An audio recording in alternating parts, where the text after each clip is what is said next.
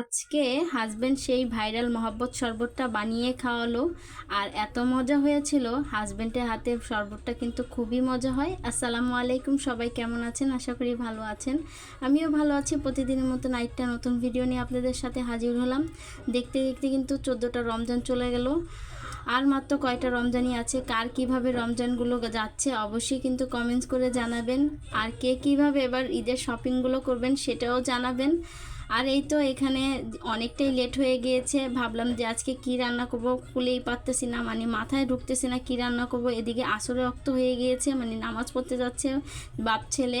তো এদিকে একটু ভিডিও ক্যাপচার করে নিয়েছি। আর এখানে এই তো আমার রান্নার প্রস্তুতি চলতেছে। মানে আজকে ওদেরকে পোলিও খাওয়াতে নিয়ে গিয়েছিলাম, তো ওইখান থেকে আসার টাইমে একটা পাট শাক নিয়ে আসছি এক মোটা। তো আজকে ভাবলাম যে অনেক দিন ধরে পাট শাক খাই না, তো পাট শাক ডাল দিয়ে রান্না করব। রান্না করতে করতে অনেকটাই মানে লেট হয়ে গিয়েছে। আর এখানে একটু ভাজি করব, সাথে কিন্তু একটু মাছ ভুনাও করে নিব। আজকে ভাবছিলাম কিছুই করব না, মানে পাট শাক আর ভাজি করব। পরে হাজব্যান্ড বলল, আব্বু বলল যে একটু মাছ ভুনা করো, পাঙ্কাশ মাছ যেহেতু আছে তো পাঙ্কাশ মাছ ভুনা করো। তো ঝটপট করেই মানে রান্না করতেছি, যেহেতু আসরক তো পার হয়ে গিয়েছে, প্রায় এখন 5টা বাজে।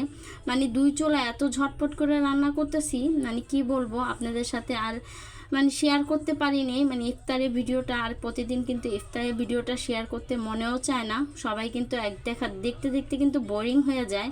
আমারও ভালো লাগে না দেখাতে, তাই ভাবলাম আজকে রান্নাবান্নার সাথে হাজব্যান্ডের মানে শরবত বানানো মানে আপনাদের সাথে শেয়ার করব। এখানে কিন্তু সবটাই রান্নাবান্না হয়ে গেছে। এখন মাছ ভুনাটাও প্রায় মানে বসিয়ে দিয়েছি। হলুদ মরিচ আর আদা রসুন দিয়ে কিন্তু আজকে মাছ ভুনাটা করে নিব। ইদানিং পাঙ্কাশ মাছটা একটু আদা রসুন দিয়ে করলে ভালোই লাগে।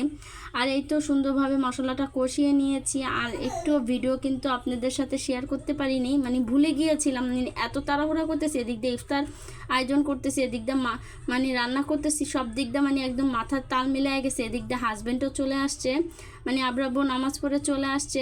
তো ওইখানে আমি বলতেছি তাড়াতাড়ি করে আপনি শরবতটা বানান, এখন প্রায় অলরেডি 5:30 বেজে গিয়েছে। তো আব্বু তাড়াতাড়ি করে শরবতটা বানাচ্ছে। আজকে কিন্তু হাজব্যান্ড অনেক মজা করে মানে শরবতটা বানিয়েছে। এই মহব্বতের শরবতটা যারা যারা খেয়েছেন তারা তো জানেন এই শরবতটা খুবই মজাদার।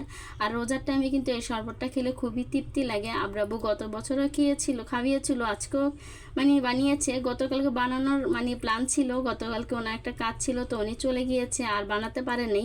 আর এই তো এখানে রোয়াবজা দিয়ে, চিনি দিয়ে, দুধ দিয়ে খুব সুন্দর করে আর তরমুজ দিয়ে খুব সুন্দর করে বানিয়ে নিয়েছে। এত ভালো লেগেছে, কালারটা কিন্তু দারুণ আসছে। আর এই তো আমাদের আজকে ইফতার আয়োজনটা খুব সিম্পলভাবে, যেহেতু আজকে ছোটো বোন ছিল না, ওর ভার্সিটিতে আজকে ইফতারের আয়োজনটা ছিল, মানে ইফতারের পার্টি ছিল। তো এখানে আমি আর আমার হাজব্যান্ড মিলে আজকে ইফতারটা করে নিলাম একসাথে। আসলে আজকে খুবই মজা হয়েছে, দুজনে একসাথে মিলে একটা ইফতার পার্টি করলাম। যাই হোক, আমি এদিক দিয়ে লাকি, কারণ আব্বু প্রায় সময় আমাকে শরবত বানিয়ে খাওয়ায় রোজার টাইমে। উনি একদিক দিয়ে আমাকে কাজে হেল্প করে দেয়। যাই হোক, ভিডিওটা আজকে কেমন লেগেছে অবশ্যই কিন্তু কমেন্টস করে জানাবেন। পেজে ফলো দিয়ে রাখবেন আমার ভিডিওটা দেখার জন্য। আসসালামু আলাইকুম।